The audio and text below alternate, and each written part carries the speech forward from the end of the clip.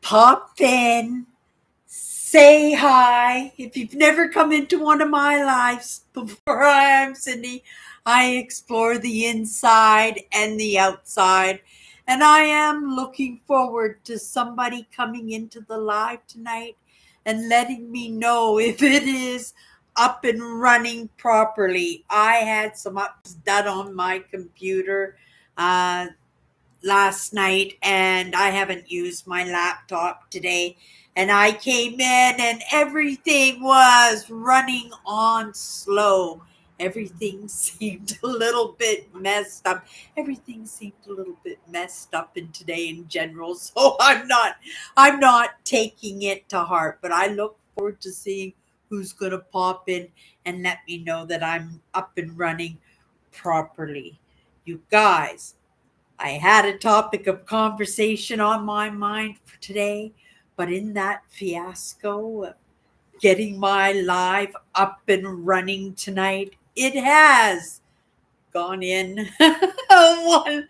It hasn't even gone in one ear. It just kind of sat in the canal and just kind of got stuck there because I am absolutely clueless in that.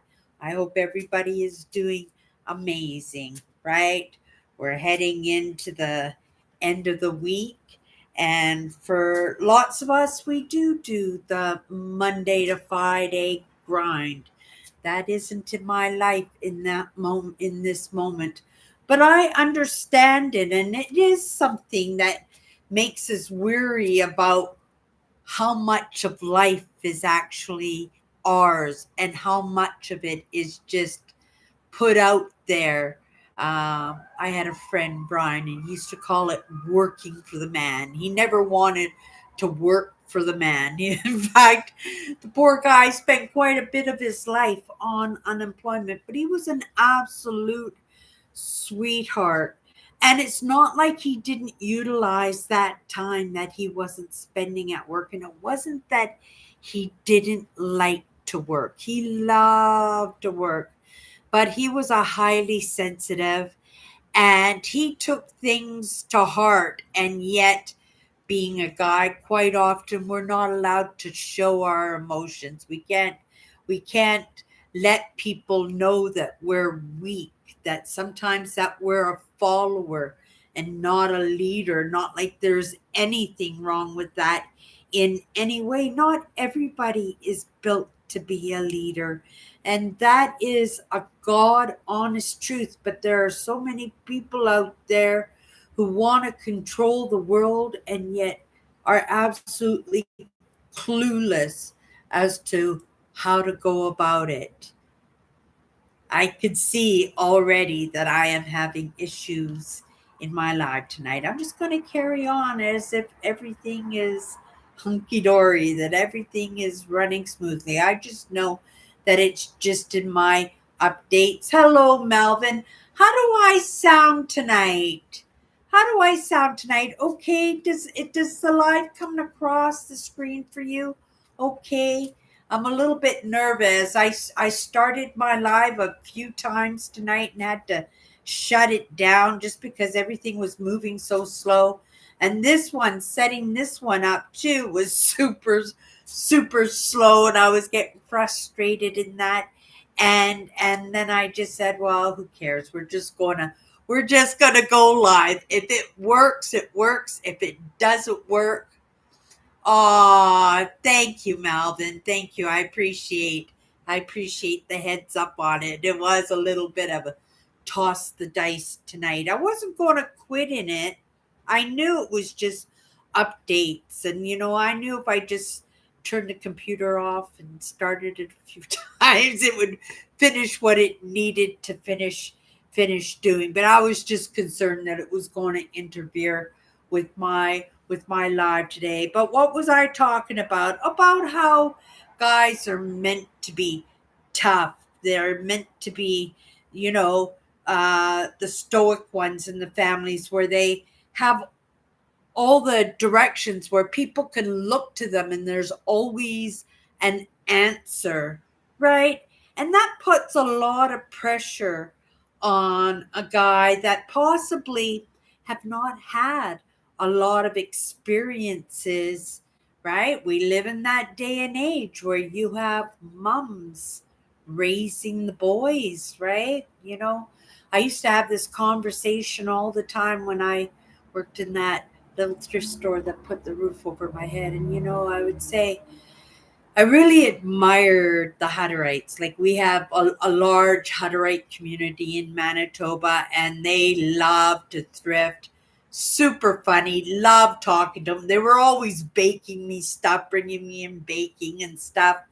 But I would say, all the time that these things that we used to pass down from mother to daughter and father to son, like, these things are not being passed down anymore. The little boys aren't being taken into the car garage and being taught a little bit about cars so they can save a little bit of money when they do get their own cars. The little girls aren't be brought into the kitchen and taught how to clean and taught how to cook, or taken out to the gardens and shown how to garden, like so many things. And that started in my generation, in all honesty. My mother, it was the rise of the women in the 60s and 70s, right? Women's liberation.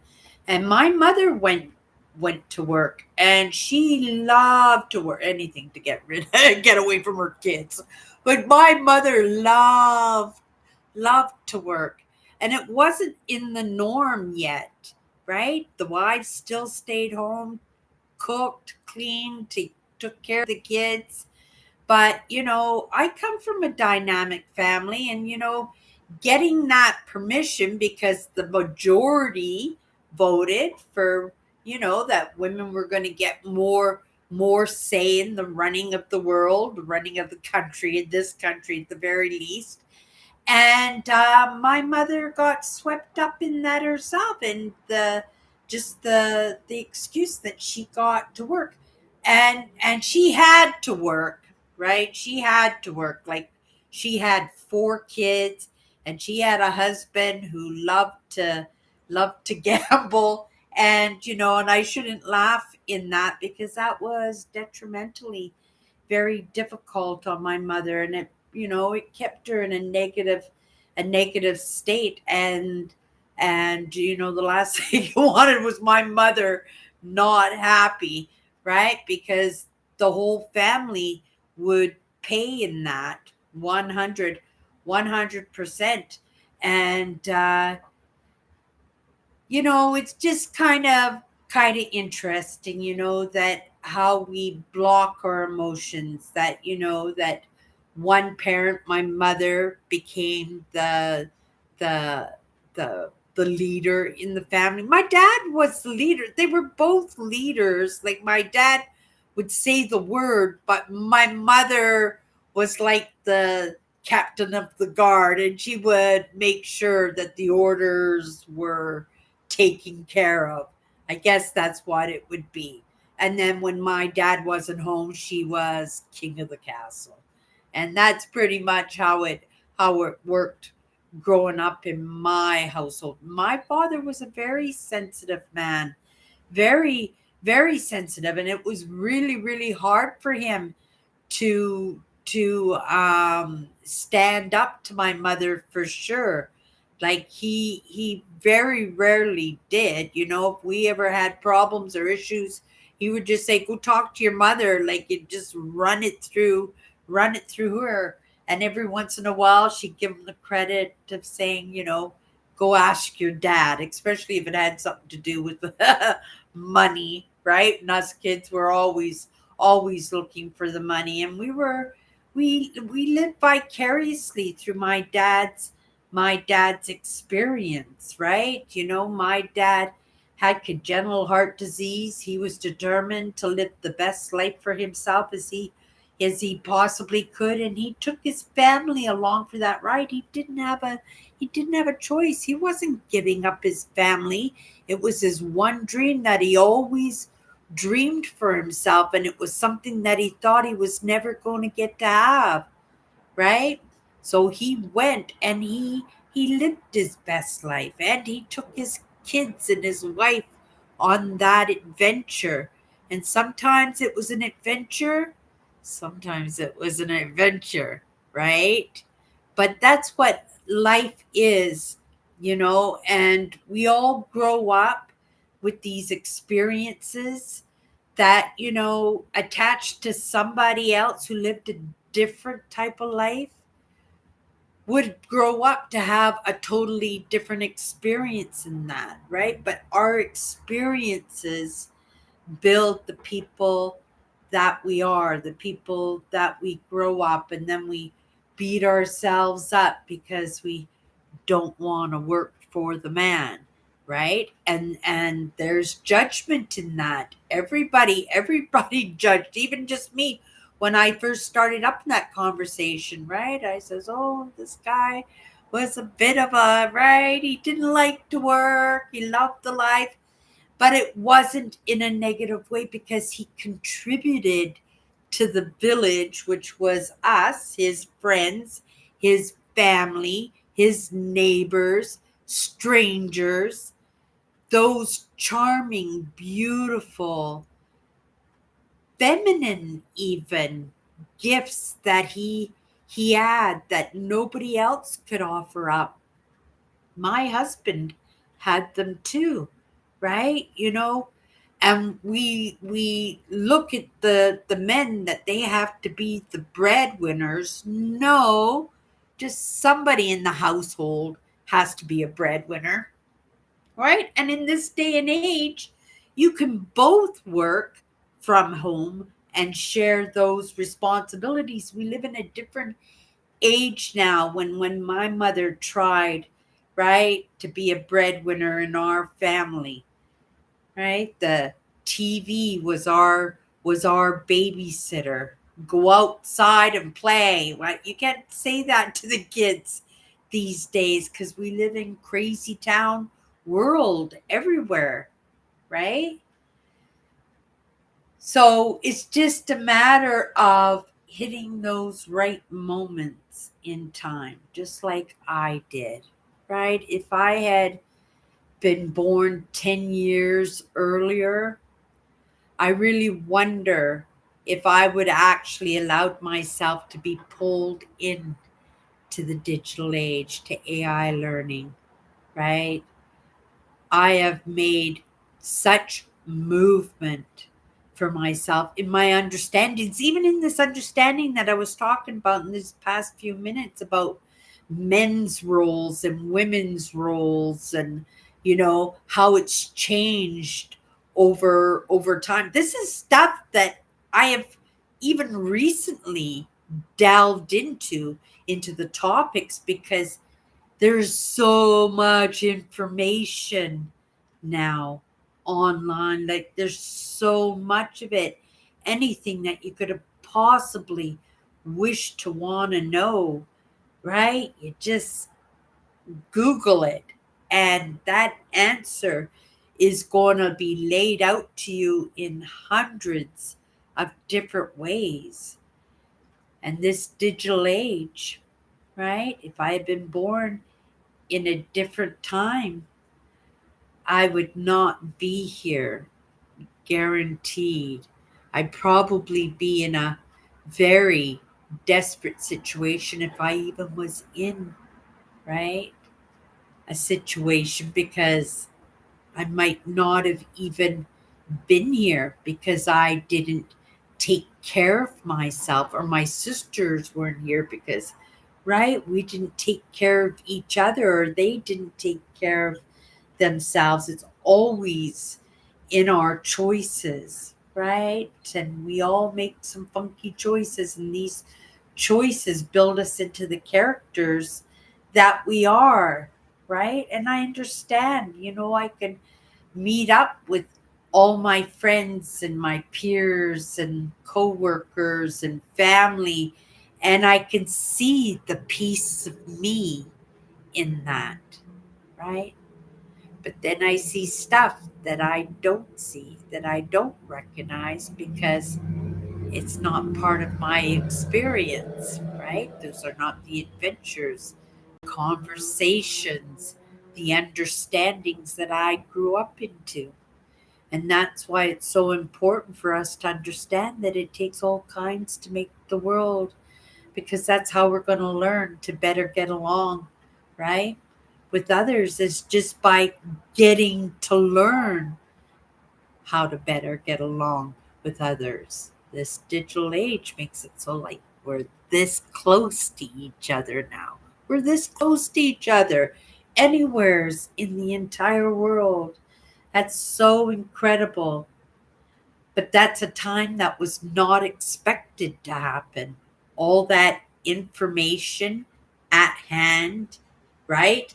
In a Google question to help. Like, what is the biggest question that you could ever think to ask that you always wondered? And Google it and just see the adventure, right? The experience that it takes you along. It might not have anything to do with the original question that you asked, but there is a trail and a residue of the reason why you even asked that question, right?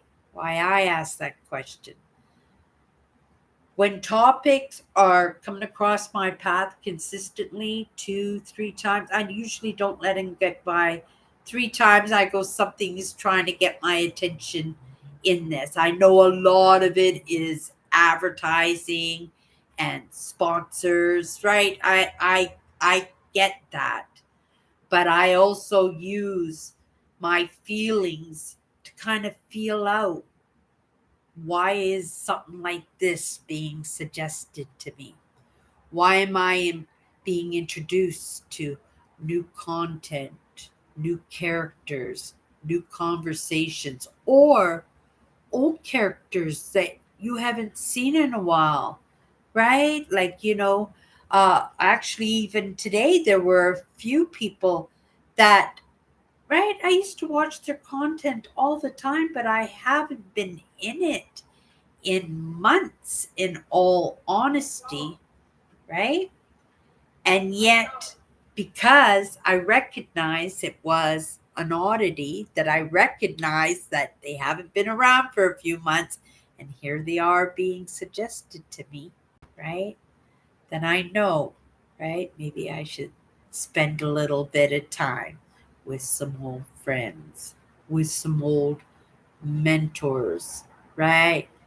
With some people that really helped me to make some movement when I was totally dazed and confused. I'm still sometimes dazed and confused, but it's really nice to see that I'm not the only one out there dazed and confused, and that's the truth. That's the truth too, right? And it's because we're not showing our emotions, we're not talking about our problems, we're not expressing our needs, and we're not expressing the things that we would wish for ourselves, because we don't want to look selfish or greedy or self-centered, and so we keep zipped on the things. But the thing is, when you do that, right? Nobody likes charades. I never liked. Well, maybe I did like charades when I was a teenager. It was a good teenage game to play. But the thing is, right? We don't want to be in a state where we're just second guessing, right? That we're just like throwing darts at balloons and hoping that we're gonna hit a prize, right? That we want to have some kind of sense of proper direction in what we do. And I tell ya, it's hard, right? Everybody is vying for our attentions, even in mine. And it's hard, right? Because it's feeding on information, and we are all right. We're all offering it up. We're all offering it up. But the thing is, if we don't offer it up, how's anybody going to know that we have a problem, or we need something, or we're sad, or we're having a hard time expressing ourselves, right? That we're the good guy, right? Because we're all so hypervigilant, right? We're so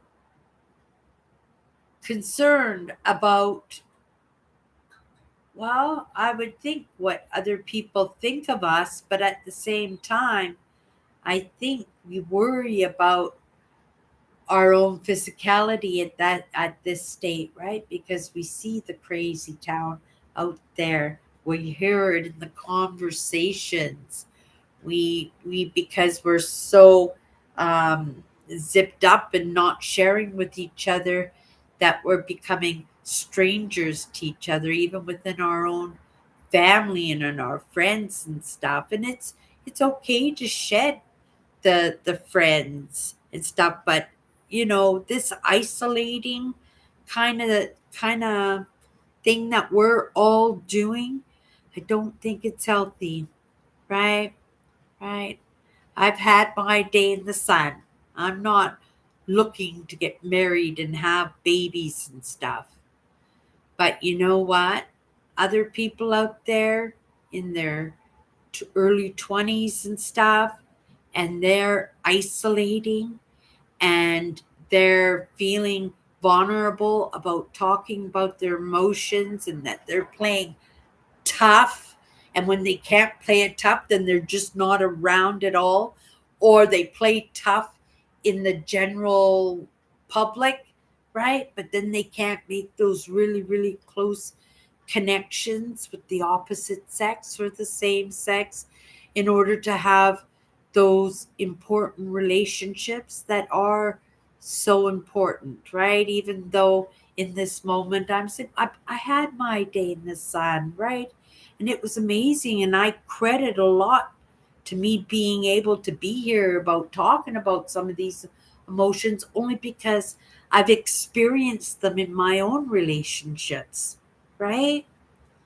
But we're not going to be able to socially move forward. And that is going to be the biggest problem ever if we can't stay connected, right? Because we need to be. This is how the world moves forward. It is in the evolution, and it's in the next stage, and it's in the next generations and the generations after that. And we are not even close yet, right? I just woke up to some of these ideas. I'm just starting to get to know who's out there and who's contributing and what the stories are. And it's marvelous, right?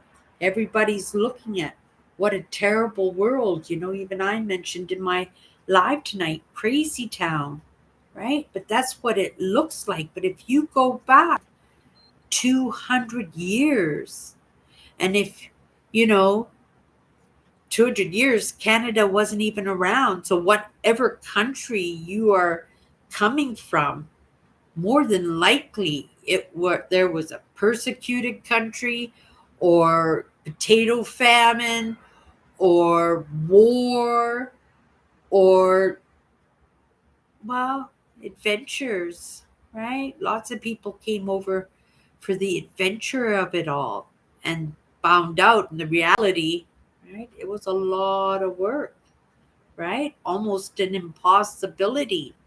Lots of people thought it was an impossibility.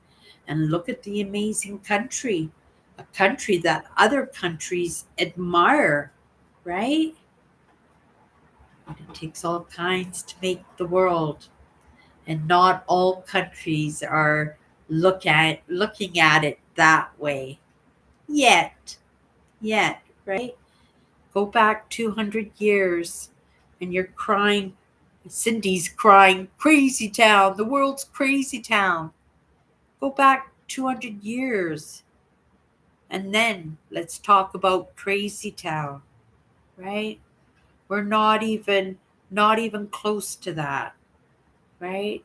I think that possibly that we are a little bit pessimistic when we should be a little bit more optimistic about our future, right? But too many of us are living in the moment, and this sometimes, I say this all the time. Sometimes you got to make a mess to clean a mess, right? That Mr. Trump understands that one for sure, because he's made a big mess, but he's cleaning up the mess at the same time. And in that readjustment of not just him, but a conglomerate, right? The whole out there contributing the little bit that they can, their little drummer girl kind of way, speaking for myself and just showing up here, right?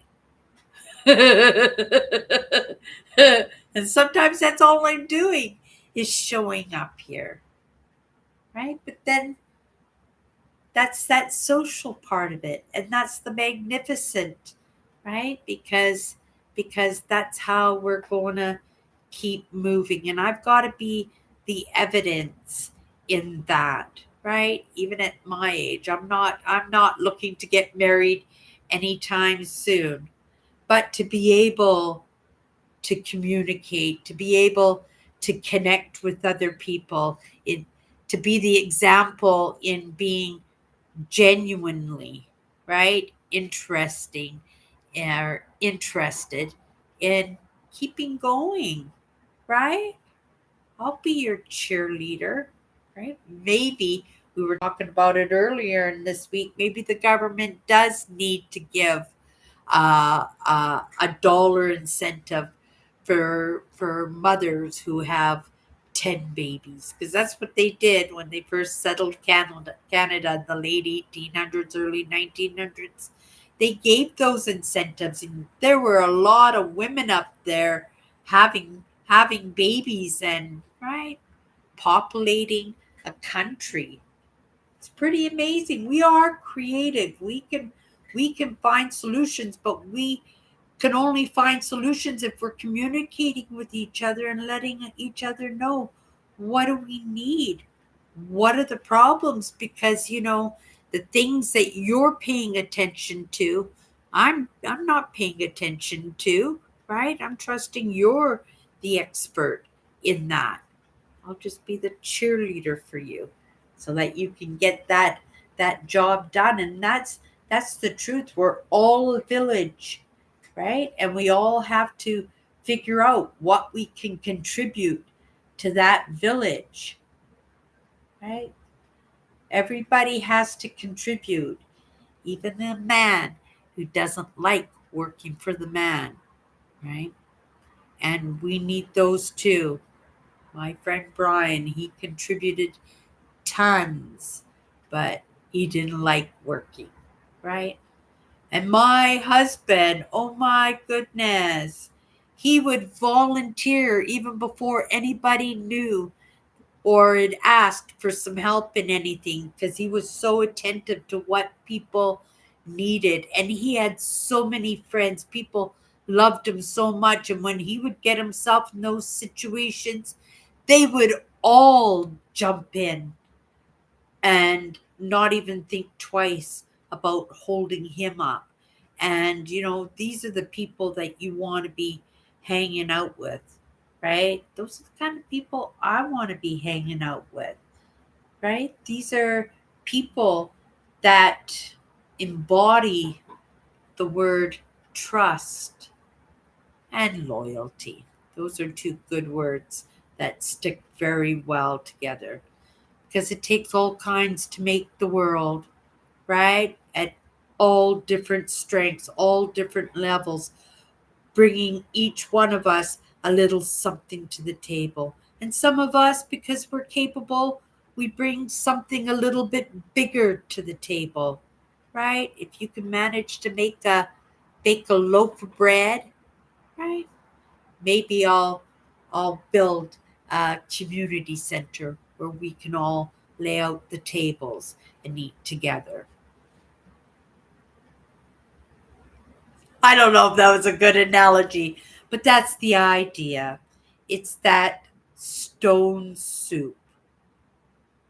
If you don't know that story, I'll tell you that story. It's one of my very favorite stories, right? And it does. It takes all kinds to make the world, and everybody has something to contribute, right? It's just a matter of paying attention, right? Paying attention. And in the meantime, right, you can hold the doors for the little old ladies, right? You can hold hands with somebody who's trying to cross a crosswalk and they're having difficulties. You can grab somebody's groceries and take it to their door. Maybe not. They'll think you're trying to steal their groceries because we live in crazy town. But it is getting better. The world really is getting better. I believe that 100%. And I believe we are in that stage of evolution. And like I said, sometimes you got to make a mess to clean a mess, right? And once it's all cleaned up, right, we're getting a fresh start. That sounds pretty exciting to me. Okay, you guys, let's just pick a card. If you haven't hung out with me before, this is just 54 powerful words. Um, let's not get movement again this week. It has been in the conversations and in the experiences. I've been covering it, but if it shows up again, then we know for sure that I'm way off base, right? And I'll just look in a different direction in a different perspective. But that's what we do. We pull the card, and it's the first thing that comes to my mind, and we'll just run with that in whatever perspective it shows up. Okay, you guys, here we go. Oh, isn't this interesting?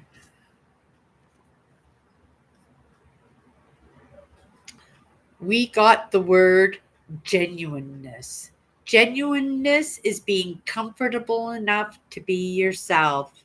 The first thing that came to my mind is when I was talking about, how men are brought up to be tough, and because they don't have those male figures in their life, right? They don't have their dads to show their little boys how to treat their wives, right? They're not looking at the husband coming home and kissing the mother and complimenting the mother on the great dinner that's been made, or how lovely she looks in her outfit, or laughs or dances in the living room, or right.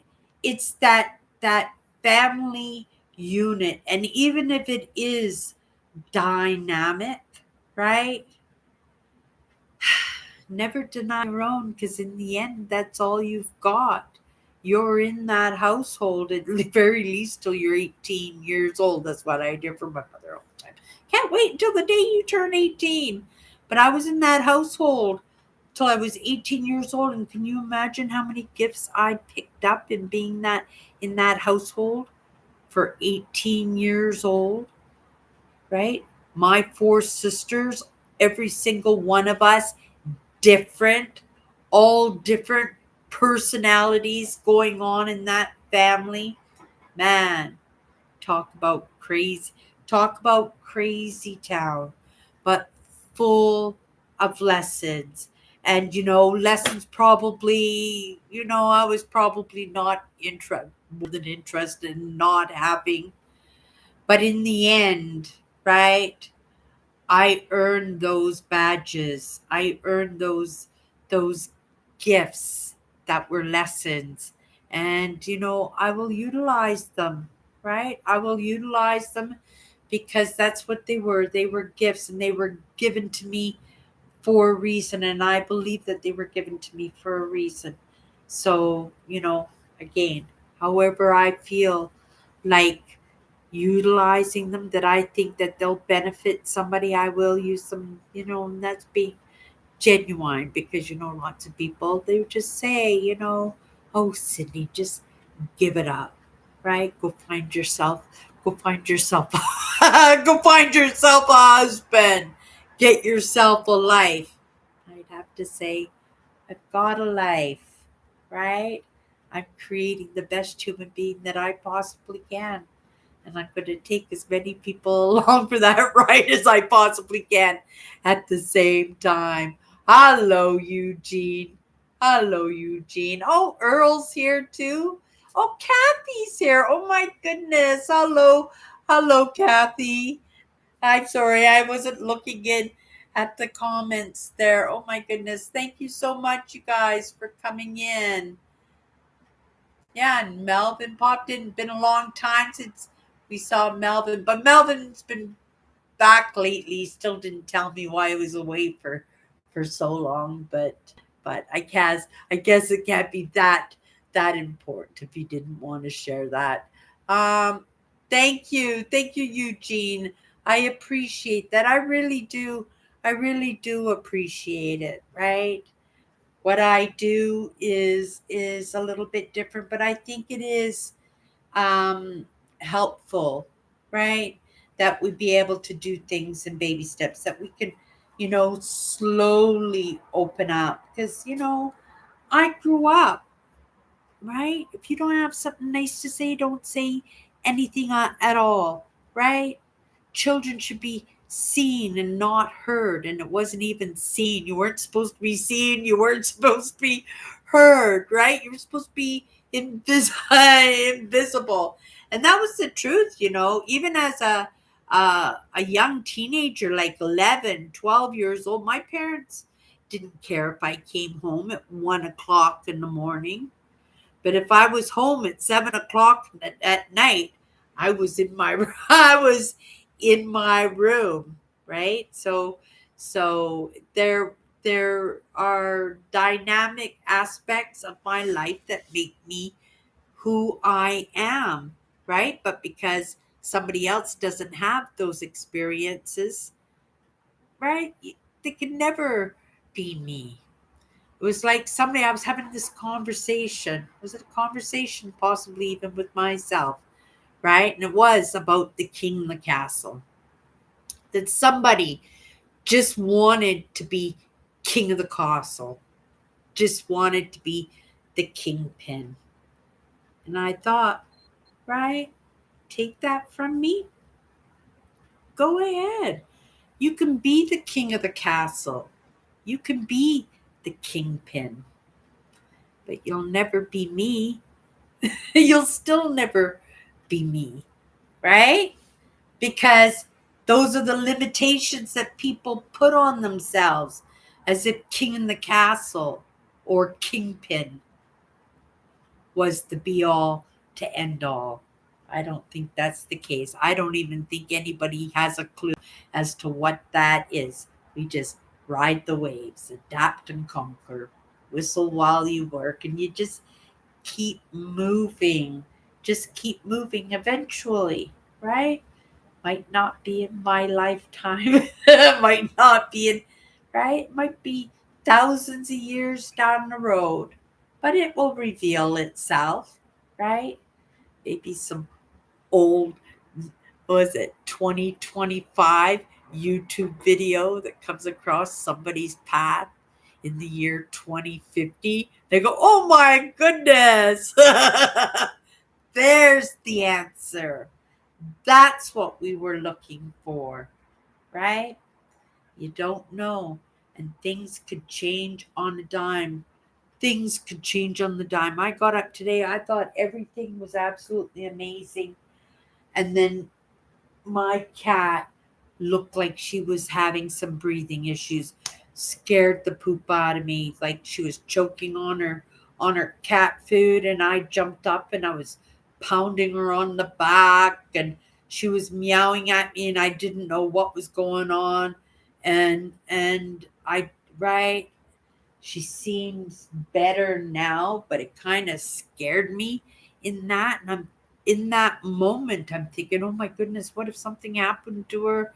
How would I get her to the vet? And oh my goodness, I'm a bad cat mom. And then I'm right over trying to take care of her, but I don't know.